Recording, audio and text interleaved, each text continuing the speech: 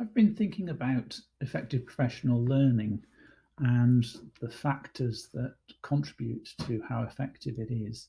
And it struck me that maybe there are overlaps between the characteristics of effective professional learning and the characteristics of effective school leadership.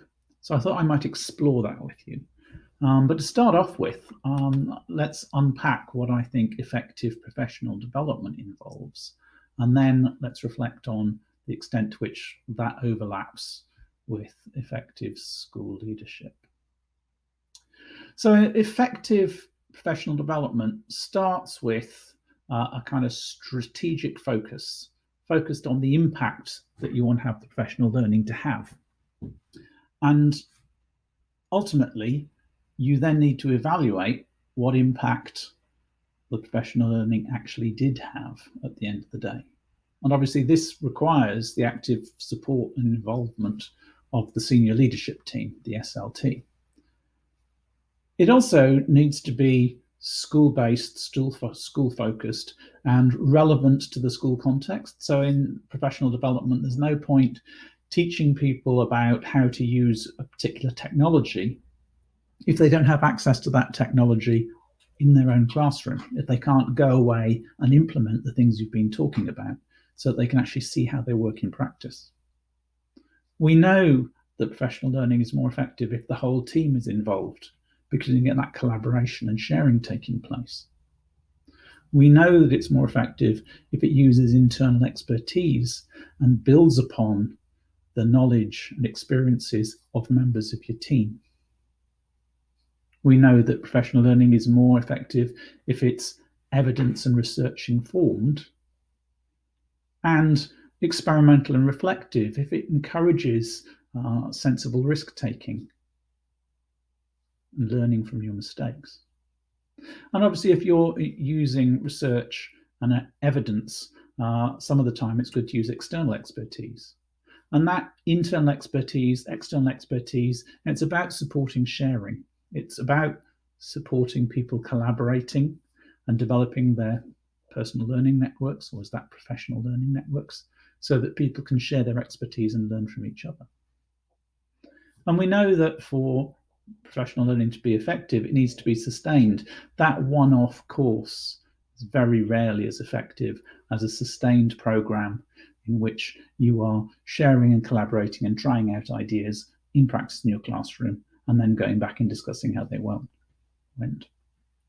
And obviously, anything you're doing needs to be practical. It needs to be affordable.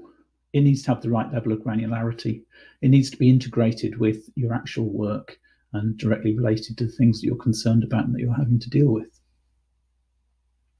Ultimately, you therefore need this mix of the kind of top-down from the senior leadership team combined with the bottom-up from members of staff within the school, and indeed from other stakeholders, students, parents, teaching assistants, and so forth.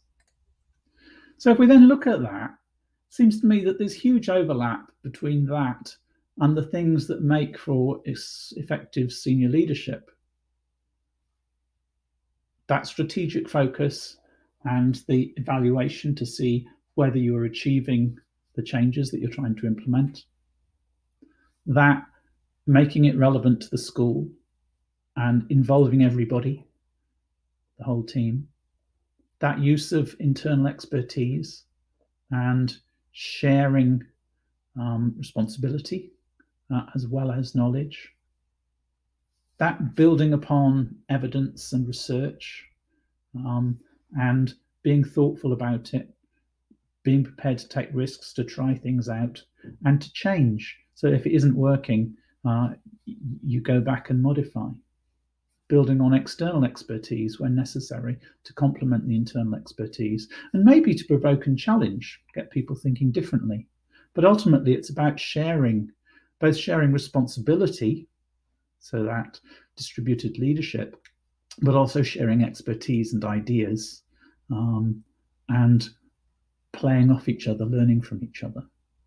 And obviously, we know that making change in schools is a challenge, and we also know there's a real danger that it isn't sustained when the principal the evangelist leaves. And so thinking about how you make sure it is sustained and making sure that the things you're doing are practical, that the changes you're trying to implement are really going to improve things and are feasible for your staff to do in the context of their daily jobs.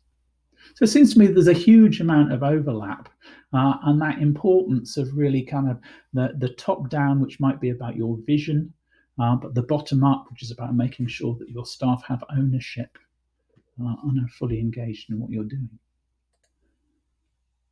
I'm not sure if, I think I'd be really interested to know your views on all of this. Do get into the general forum, post your thoughts, tell me where you think I've missed things out from either the model of effective professional learning or indeed my thoughts about the overlaps and things that I've missed out in thinking about effective school leadership. Love to hear what you have to think. What you think.